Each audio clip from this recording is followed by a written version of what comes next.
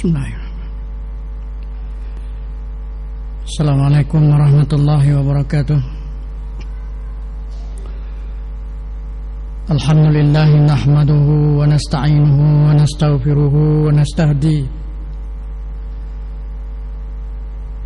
wa nusalli wa nusallim ala sayyidina wa habibina wa syafi'ina wa zukhrina wa maulana Muhammad wa ala alihi wa sahabatihi wa man tabi'ahu wa nasarahu wa walah.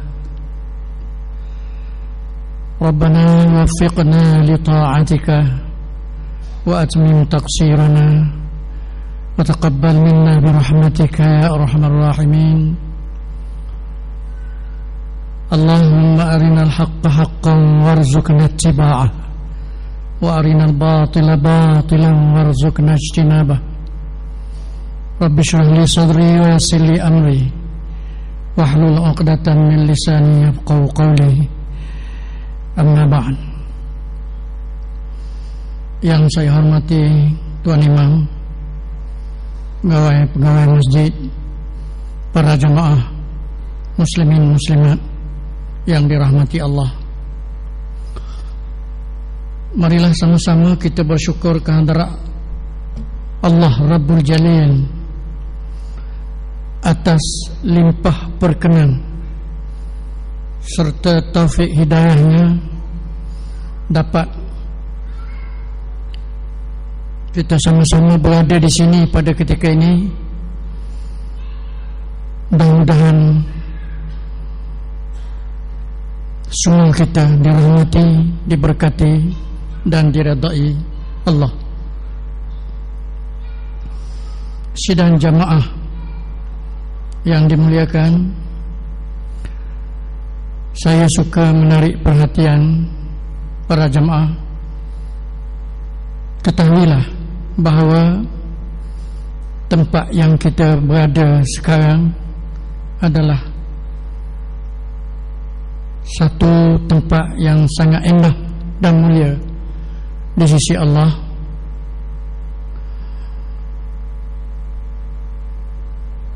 Kita pula sedang berada dalam majlis ilmu berdasarkan sebuah hadis bermaksud malaikat terus bersama kita mendoakan, memohon supaya kita semua mendapat rahmat dan keampunan ilahi. Sidang jemaah yang dihormati, bertuah sangat setelah kita berada dalam masjid pada ketika ini, kita telah salat maghrib berjamaah. Bertambahlah bertuahnya kalau tadi siang hari kita berpuasa sunat hari Isnin. Bertambah-tambah lagi cemerlangnya pada hari ini kita lakukan beberapa perkara. Sempena hari Isnin, antara hari yang dianjurkan oleh Rasulullah sallallahu alaihi wasallam supaya kita dapat mendidik diri kita dengan beberapa amalan. Seperti yang saya sebutkan tadi, hari ini ramai orang puasa dan ramai jugalah yang terlupa, yang tidak puasa. Alangkah mulia, alangkah beruntungnya siang hari tadi kita berpuasa. Dalam masa yang sama kita membaca Quran sekadarnya. Pada siang hari tadi juga ada sekadarnya kita bersedekah kepada yang perlu. Alangkah beruntungnya pada siang hari tadi juga kita salat sejak daripada subuh tadi sehingga ke insya-Allah isyak nanti, terus menerus kita bersalat jamaah. Saya rasa kalau ini berlaku kepada kita, insya-Allah Allah akan kurniakan kepada kita sesuatu yang lebih berat daripada ini, insya-Allah.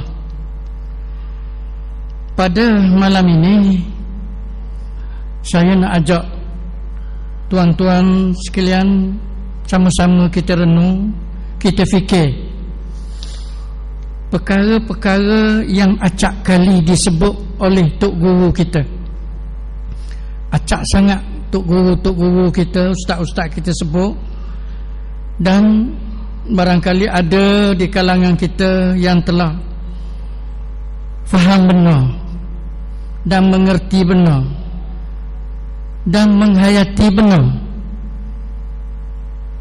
berhubung dengan maksud sebuah hadis Rasulullah sallallahu alaihi wa alihi wasallam. Berbunyi, Rasulullah bersabda, kun fid dunya ka'annaka gharib aw abiru sabil. Rasulullah bersabda, jadikanlah diri kamu di atas dunia ini, anggaplah diri kamu di atas dunia ini sebagai seorang pelayar, pedagang, atau orang yang sedang dalam perjalanan. Rasulullah bersabda, bermaksud jadilah diri kamu di atas muka bumi ini sebagai seorang pedagang. Berarti apabila disebut pedagang, tidak berhasrat untuk bermustautin di tempat yang dia berada itu. Bermaksud duduk atas dunia ni, enggaklah dia bukan anggap, sayalah dia buat sementara. Jadi apabila kita yakin hidup di dunia ni sementara, maka sudah tentu kita tidak galik, kita tidak terpesona dengan kemewahan dan keindahan yang dipamerkan di depan kita. Sebab kok mana-mana pun kita akan balik ke negeri kita. Samalah seperti seorang pedagang, dia pergi berdagang untuk menghabiskan barang dagangannya. Habis saja barang dagangannya, dia akan pulang balik ke kampung asalnya. Itulah ibarat di dunia ni. Kita akan pergi pada bila-bila masa saja. Bersiap sedialah untuk balik ke kampung, dan di sanalah tempat tinggal kita yang sebenar. Berikutan dengan hadis ini, Ibnu Umar telah membuat keterangan lanjut dengan berkata, Ibnu Umar, yakni Abdullah Ibnu Umar berkata, idza amsaita fala tantaziris sabah. Apabila anda berada di waktu petang, jangan tunggu pagi. Wa idza amsaita wa idza asbahta fala tantaziril masa. Apabila anda berada di waktu pagi, jangan nanti petang. Khudh min sihhatika limaradika wa min hayatika limautika. Rebutlah, ambillah peluang masa sihat ni untuk masa sakit, dan ambillah peluang masa hidup untuk mati kita. Begitulah kira-kira maksudnya. Bahkan dalam sebuah hadis kursi, Allah berfirman, Rasulullah bersabda, Allah berfirman, wa kam taubatin yauman ba'da yaumin tuakhiruna aman ba'da amin thumma lima tunzirun. Allah berfirman, acak kali kamu telah menunda-nundakan taubat kamu, lepas sehari, lepas sebulan, lepas setahun. Apa sebenarnya yang kamu sedang tunggu? Saya ulang sekali lagi, maksud hadis ini, kam taubatin yauman ba'da yaumin tuakhiruna. Acak kali sungguh, lama sungguh dah kamu wahai anak Adam duk tangguh nak bertaubat. Lepas hari, lepas seminggu, berganti bulan, bulan berganti tahun. Tahukah tidak kamu a'indakum minal mauti amanun? Mu tahu ke tak? Mu dapat elok tak dari kedatangan mati? Dapat tak mu elok daripada kedatangan mati? Saya ulang sekali lagi, di sini diberi peringatan kepada kita, jangan bertangguh, ya, bertaubatlah segera. Jangan bertangguh, bertaubatlah segera, kerana mati akan datang pada bila-bila masa sahaja. Allahumma salli ala Muhammad. Sidang jamaah yang saya hormati, ada lagi diterangkan di sini.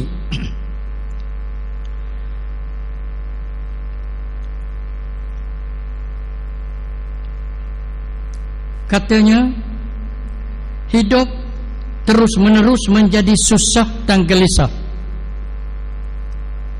cemas, duka nestapa kalau tak kena letak, tak kena cara, tak kena pasang, tak kena urus, tak kena tadbir. Maaf, saya ulang sekali lagi, hidup kita ni selalu terus-menerus gelisah, susah kalau tak kena cara, tak kena urus. Ya, kita selalu menghambat kebahagiaan yang sehingga kini belum tiba kepada kita. Maksudnya, kita sekarang di antara kita, ya, duk kejar kepada bahagia, sehingga sekarang kita ada setengah orang tidak pernah rasa apa itu bahagia. Kerana pada fikiran mereka, bahagia itu mestilah kaya. Itulah barangkali dua perkara, kaya dan bahagia. Marilah sama-sama kita fikir bahawa orang yang mengabaikan perintah Allah kerana mencari kaya, mencari bahagia, kononnya banyak yang bertemu dengan kegagalan. Tak jumpa lagi kaya tu, tak jumpa lagi. Sedangkan dalam kerja mencari kaya tu, kita selalu tercecer dengan tanggungjawab resmi kita terhadap Allah Subhanahu Wa Taala. Begitulah secara borongnya, ramanya kita siang malam duk kejar ke hulu, kejar ke hilir, bahagia tidak merasa, perintah Allah kita abaikan. Sebab itu pada malam ini saya suka baca hadis ini, hadis kursi yang bermaksud, dia kata sini, adakah kamu dapat mengelak daripada mati itu? Sambungan tadi, adakah kamu kuasa melepaskan diri daripada masuk ke dalam neraka dengan mudah begitu? Adakah kamu merasa sudah wajar, ya, sudah patut menerima kasih sayang Allah Subhanahu Wa Taala? Sudahkah ada di antara kamu hubungan rapat, mesra kasih sayang terhadap Allah Subhanahu Wa Taala? Adakah nikmat dan kesenangan yang kamu perolehi melekakan kamu daripada tanggungjawab, melakukan tanggungjawab terhadap Allah Subhanahu Wa Taala? Adakah kamu telah binasa kerana kebaikan dan kerana kebaikan yang kamu perolehi? Ada orang dia boleh benda nikmat, dia menjadi binasa. Sebab itu kita kena lihat semula para jamaah, ya, dalam sebuah hadis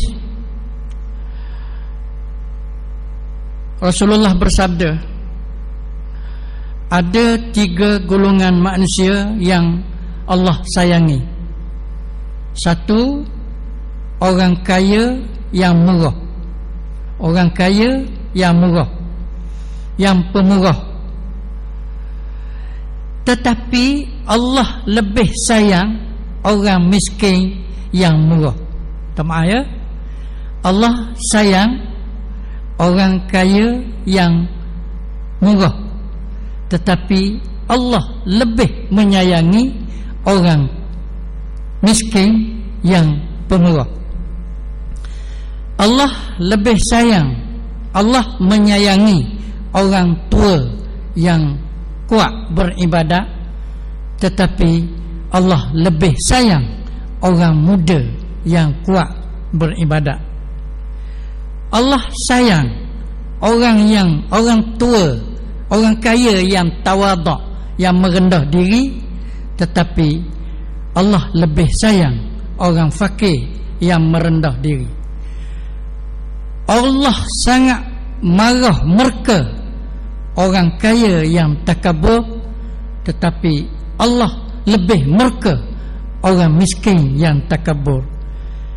Allah sangat murka orang kaya yang kedekut bakhil, tetapi Allah sangat murka, Allah murka kepada orang fakir yang kedekut, tetapi Allah lebih murka kepada orang kaya yang bakhil kedekut. Begitulah kira-kira untuk perhatian kita. Para jamaah yang saya hormati sekalian, pada malam ini juga saya mengambil kesempatan memberi pandangan untuk kita sama-sama berangkat, bergerak, berfikir, mendidik, mengurus diri kita supaya kononnya sekurang-kurangnya daripada malam ini kita tetap berazam untuk melakukan yang lebih baik daripada yang telah lalu. Sebagai contoh, marilah sama-sama kita berazam untuk tidak tinggal lagi sembahyang berjamaah. Kerana di sana dikatakan barang siapa sembahyang berjamaah 40 hari berturut-turut, dia akan dapat bara'atain, 2 kelepasan. Dia selamat dari 2 perkara, selamat daripada penyakit nifaq dan selamat daripada api neraka. 40 hari berturut-turut. Tok guru saya pula kata, hendaklah kamu latih di peringkat permulaan dengan 40 waktu berturut-turut tanpa selang-seli. Marilah sama-sama kita berazam tanam pacok, satu cita-cita pacok, supaya kita cuba. Kalau kita tidak pernah rasa pengalaman, tidak merasai pengalaman 40 hari berturut-turut, cuba berazam 40 waktu berturut-turut. Kita puasa 40 waktu berturut-turut, insya-Allah kita akan dapat benda daripada Allah. Tak perlu kita bahas apa bendanya. Bila benda ataupun perkara kebaikan yang akan dijanji diberi oleh Allah, tunggulah baiknya, tunggulah bernilainya. 1, minta kita berazam, marilah sama-sama kita berdoa supaya kita mampu melaksanakan solat fardu ini secara berjamaah setiap waktu, sekalipun dengan anak isteri kita, sekalipun di rumah kita dengan anak atau isteri kita, sekalipun seorang imam dan seorang makmum, walau di mana sekalipun, sekiranya tidak dapat hadir ke masjid. 1, saya nak ulang, saya pernah bercakap perkara ini di satu ketika dulu, kerana kita sekarang saya nampak kita mengaji tinggi-tinggi sangat, ilmu tinggi-tinggi sangat, sehingga ceceh benda bawah-bawah, tapi nilainya sangat tinggi.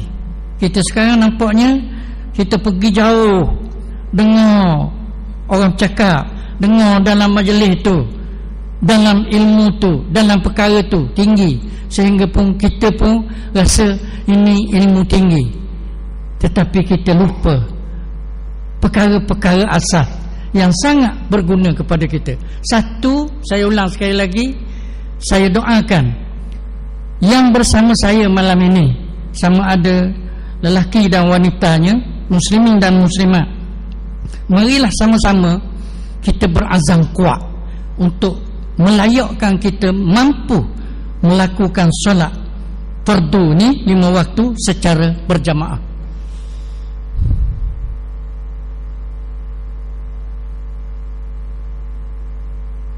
Itulah saya kata tadi, kalau ikut pesan Tok Guru saya, nak dapat 40 hari berturut-turut tu susah juga. Terutama, minta maaf, orang kelas kita ni, orang kelas kita ni masih sibuk lagi.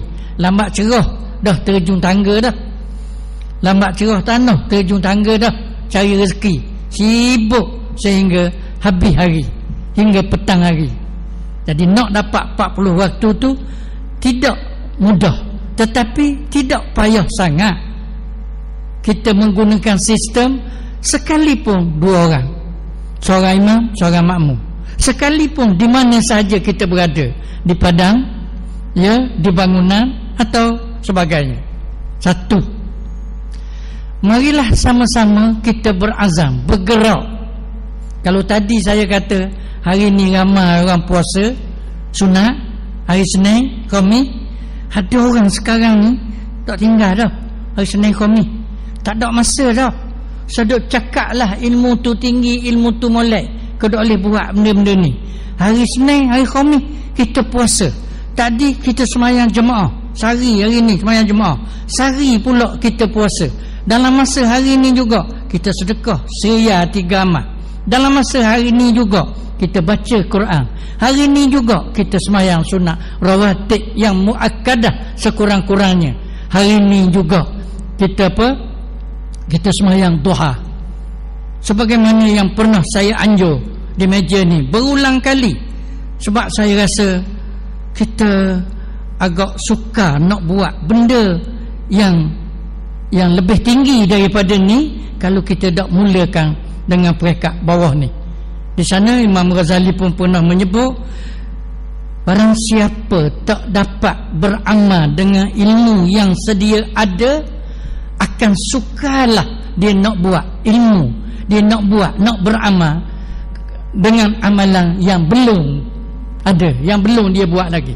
Jadi sekarang saya mengajak kita buat asas. Saya selalu bilang 8 perkara. Sekali lagi malam ni nak bilang lagi sekali. Semayang jemaah fardu tak tinggal. Terus saya nak kendor sikit. Kalau Tok Guru saya pesan, kau tak boleh 40 hari turut-turut 40 waktu. Kita berjaya satu langkah. 40 waktu ni tak mau kurang, walaupun semayang di rumah, tapi mesti berjamaah. Ingat orang puan yang mulia, zaujah yang salihah, lidah dia selalu ringan menyebut, abang kita semayang, abang tunggu sekejap, abang tunggu saya, kita semayang bersama.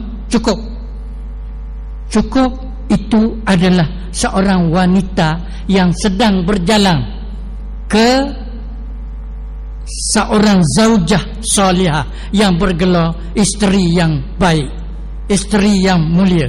Ya abang, tunggu kita semayang bersama. Abang, mari kita pergi masjid. Memberi kekukuhan dan kekuatan kepada suami. Sembahyang fardu berjamaah walaupun 2 orang. Satu.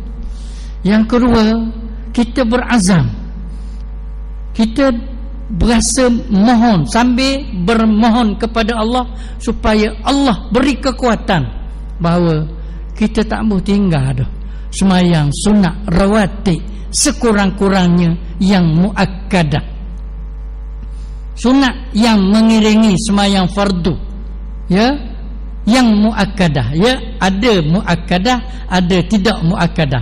Yang muakkadah kalau saya boleh bilang selepas maghrib 2 rakaat, bilang lagi ni, saya tahu para jamaah duk buat sama dah, tapi bersenok sangat tak boleh lupa. Lepas maghrib 2 rakaat, lepas isyak 2 rakaat, lepas zuhur 2 rakaat, sebelum zuhur 2 rakaat, sebelum subuh 2 rakaat. Tak boleh tinggal hak ni. Selain daripada sebelum maghrib, sebelum isyak, sebelum asar, tu hak ghairu muakkadah, tu pergi sendiri.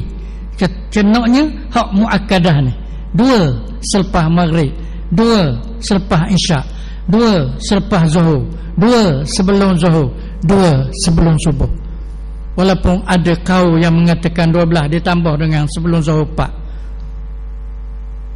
Sembahyang berjamaah, sembahyang sunat rawatib 2 ni nak bajet ni, nak programkan dalam hidup kita ni, hidup yang berbaki ni, sihat kita ni.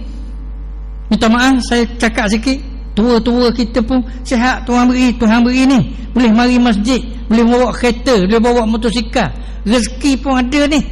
Makan tak kenala, minum tak kenala, sihat ada.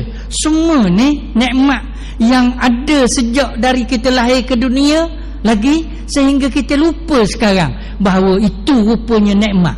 Sihat tu nikmat, rezeki terus menerus ada kita tu. Rupanya kita lupa. Bila nikmat tu ada sokmo dengan kita, kita jadi lupa. Kecualilah apabila Tuhan tarik balik. Tuhan beri sakit betul, Tuhan beri miskin sebetul, Tuhan beri darat sebetul, Tuhan mari bencana sebetul. Ketika tu baru kita nampak, oh itu nikmat rupanya. Jadi sebelum kita duk riuh rendah dalam nikmat Allah Ta'ala ni, marilah kita buat 5-6 perkara yang saya sedang sebut ni. Jadi tadi saya ulang sekali lagi, sembahyang fardu secara berjamaah walaupun dengan isteri, sembahyang sunat rawatib yang muakkadah, slow kita buat ni. Sembahyang duha 2 rakaat saja.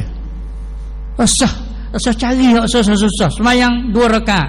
Ya, saja aku sembahyang sunat duha 2 rakaat kerana Allah Ta'ala. Masanya pula pun panjang. Katakanlah daripada pukul 8 suku 8.30 hinggalah pukul 11 no. Masih boleh buat. Adalah celah. Kok mana-mana pun ada celah, ada peluang untuk kita kalau kita nak. Kalau kita tak ambuh, tidur je, tidur bangun makan, tidur bangun makan. Tapi dengan adanya guideline, garis panduan yang saya beri ni, ditambah dengan dorongan taufik ilahi, kita berasa nak ada peluang. Daripada pukul 8.30 hingga pukul 11 tu boleh sembahyang duha 2 rakaat saja. Sahaja aku sembahyang sunat duha 2 rakaat kerana Allah Ta'ala. Khalas. Bacalah ayat apa-apa pun. Sembahyang duha tiap-tiap hari, sembahyang witir tiap-tiap malam. Saya cakap ni saya tidak malu, walaupun ilmu saya ni rendah, sebab memang pun rendah. Saya sendiri pun tak boleh nak pergi dah, kecuali berlega setakat ni je. Sembahyang witir, ada setengah orang kita jumpa witir bulan Ramadan sikit lagi. Lepas tu tak pernah jumpa, tak pernah sebut witir. Witir ada tiap-tiap malam, boleh buat tiap-tiap malam. Syaratnya saja lepas sembahyang isyak. Lepas sembahyang isyak boleh buat witir tu. Dia sembahyang je boleh buat tiap-tiap malam 3 rakaat je. Ambil hak mudah semua ni dulu, ambil 2. Sembahyang duha 2 rakaat, sembahyang witir buatlah 3. Itu lagi sembahyang jemaah, sembahyang sunat rawatib, sembahyang duha, sembahyang witir. Besar-besar ni amalan sunat yang besar, yang kita berasa lekeh. Orang yang tak tu dia berasa lekeh, nak tunggu benda-benda hak tinggi. Benda hak tinggi pun tak buat, hak rendah pun tak buat. Susuk jadi kita papa kedana. Apabila di padang mahsyar diceritakan ada orang papa kedana, ibadat buat atas dunia ni tapi tak kena cara. Terbuat ni sebab ni berharga, bermutu tinggi. Ya, bilang sekali lagi, yang bilang ni sembahyang jemaah fardu, sembahyang fardu berjemaah, sembahyang sunat witir, sembahyang sunat duha, sembahyang sunat rawatib. Semayang saja tu. Lepas tu puasa Isnin Khamis. Kita puasa Isnin Khamis. Tengok tu, puasa Isnin Khamis mudah je ni. Mudahnya ni, suka pula tu, seronok puasa. Percayalah, sebetul je cabar pukul 11, pukul 2 tu ada cabaran sikit. Kalau tak sabar buka. Pergi tu tengok orang ramai restoran tu tupas cetak. Gitulah. Tapi sabar sebetul, insya-Allah pukul 4 tu relax. Pukul 4 tu dia mari berita. Dia mari berita seronok. Suka. Lapar pun tak berasa mana dah. InsyaAllah coba biar jadi ralik, biar jadi wirid kita. Hari Senin, hari Khamis puasa. Hari Senin, Khamis puasa. Tak ada sibuk dah kelas kita ni. Asal royak sangat, sibuk lama dah. Lama dah kita duk sibuk. Ke hulu ke hilir siang malam. Slow-slow sikit kita sibuk dengan benda begini pula. Yes. Puasa Senin, Khamis. Kemudian sambil-sambil kita makan tu ingat ke orang lain. Sambil-sambil kita kerja tu, hasil titik peluh kita tu ingat untuk orang lain. Sebagaimana yang diceritakan oleh yang orang yang bergelar ibadur rahman, ya, untuk makan sikit, untuk orang sikit. Untuk orang tu pula dua, orang yang meminta, orang yang tak minta. Ibadur rahman dia bagi 3 harta dia. Kalau dia cari hari-hari tu 1/3 untuk makan anak beranak, 1/3 untuk beri ke orang fakir miskin yang minta, yang duk minta, dan 1/3 untuk diberi kepada orang fakir miskin yang tak minta. Ada jenis orang fakir miskin yang bermuruah, yang air mukanya tinggi, dia tak pernah endai miskin depan orang, tapi dia sangat perlu. So ibadur rahman tu dia khusus dah harta dia. Ni taruh ni, kau temu dengan orang miskin yang dia tak pernah Allah tangan, tapi kita nak beri pada dia. Jadi bersedekah. Setiap kali kita makan, kita ingatlah korang sikit. Syariah Tigamah. Syariah Tigamah. Saya guna istilah Syariah Tigamah. Asal cerita banyak dengarlah. 10-200 riyal tu asal lah. Janjinya ada setiap hari RM1, RM2, RM2.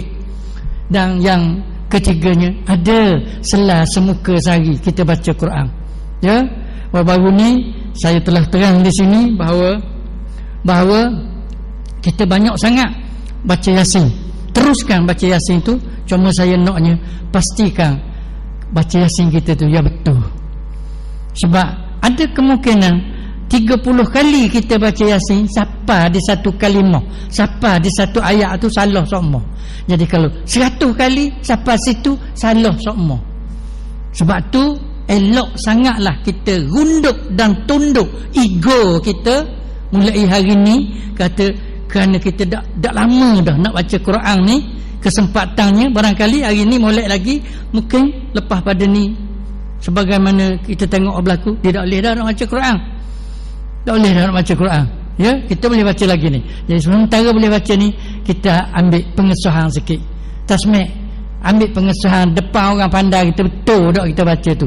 Jangan lok ilmu yang kita kait pada umur kita 10 tahun dulu, kita beramal sampai hari ni, sedangkan banyaknya salah. Kita pun duk galik tu baca. Sebab tu saya kata bacalah Yasin tu, teruskanlah, tapi confirm biar kena. Lebih daripada tu eloknya setiap hari kita bacalah semuka. Esok semuka, esok pula, lusa pula semuka, selah semuka. Tengok lama mana kita boleh khatam. Sebab ramai di kalangan kita hanya tunggu hari bulan Ramadan untuk membaca Quran sehingga khatam. Kita start dari sekarang. Tengok ni ada 3 bulan lagi biar habis. Tengok kat mana dan kedok cara mulai. Jadi baca Quran setiap hari. Ya, kita baca Quran setiap hari. Ya, bangun malam selagi. Bangun malam sekali-sekala. Kau dah acak pun. Sini saya rajin juga sila ni. Pagi-pagi Jumaat ada Qiyamul Lail katanya. Qiyamul Lail tu kan Qiyamul Lail sangat. Pukul 4:30 Qiyamul Lail pukul 3 no haji. Baru jadi pukul 3, 2:30. Sini pukul 4:30 jadi dah. Pada kita lah pukul 7 baru bangun tu. Dah pukul 3:30. Saya mari ni masjid besar ni. Bunyi wah apa Qiyamul Lail. Tak boleh 2 sah. 2 sah tak boleh. Sejid besar macam ni, tiang besar sejid ni. Kalau hari Jumaat sembang orang. Nak pakai kereta tak boleh. Tapi susahnya dua sah je. Boehnya, lemahnya. Duk wawe majlis sana majlis sini. Forum di sana, forum di sini. Molek belaka pada saya. Seluk. Tapi apa yang kita buat dalam masa-masa yang terdekat ni? Jadi saya tetaplah mengajak walaupun rendah. Tuan-tuan, saya rasa ilmu yang ada tu cukup dah membantu kita membawa ke surga kalau kita dapat hayati amal dia secara terus menerus dan betul. Jangan sampai pula kita beramal, kita buat sokmo tapi tak betul sokmo. Saya selalu ulang di masjid ni, orang biasa dengan saya dia tahu ustaz tu ulang sokmo. Buat sokmo tapi salah sokmo. Ya, ada tu tahu banyak tapi buatnya tak banyak. Tu semua kekeliruan yang berlaku sekarang ni.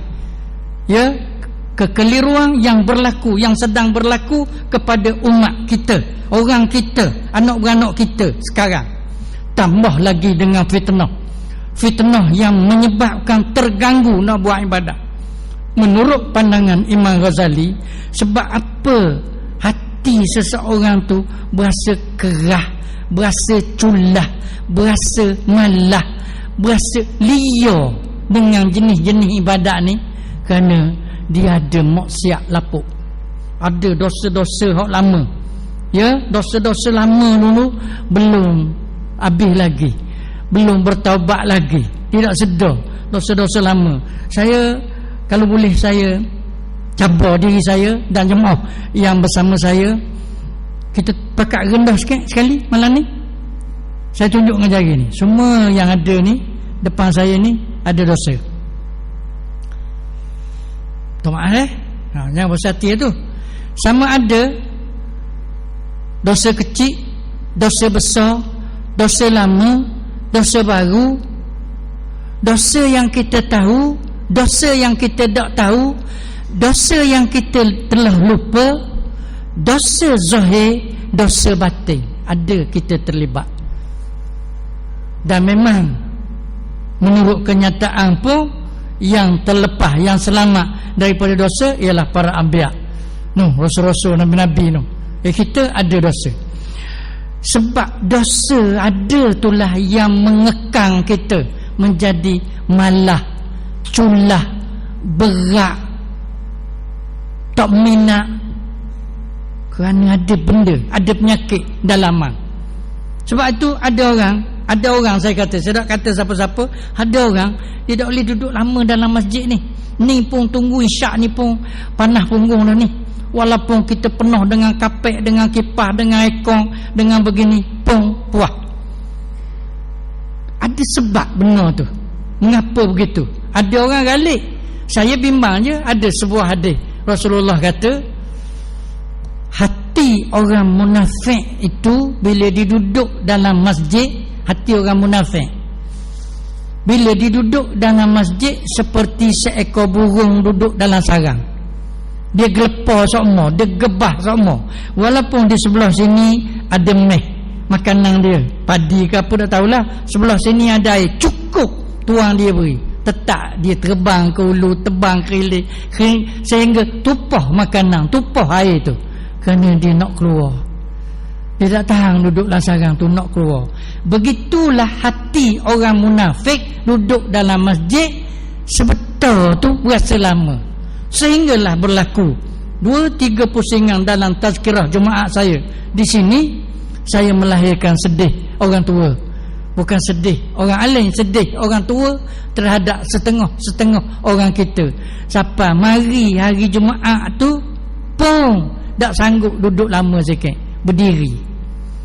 Mari saat-saat akhir dia berdiri, duduk tu tunggu orang qomat. Siapa begitu liarnya.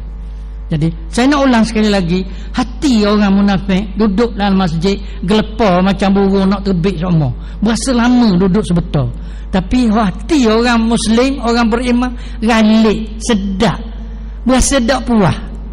Mudah-mudahan malam ni dengan taufik ilahi. Tadi saya berdoa, Rabbana wafiqna li ta'atika wa atmim taqsirana wa taqabbal minna birahmatika ya arhamar rahimin.